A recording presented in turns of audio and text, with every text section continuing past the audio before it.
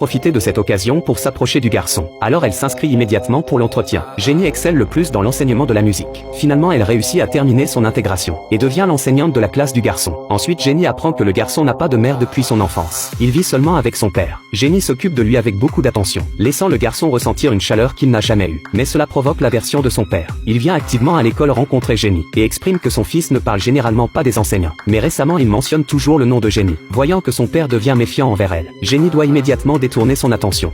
No.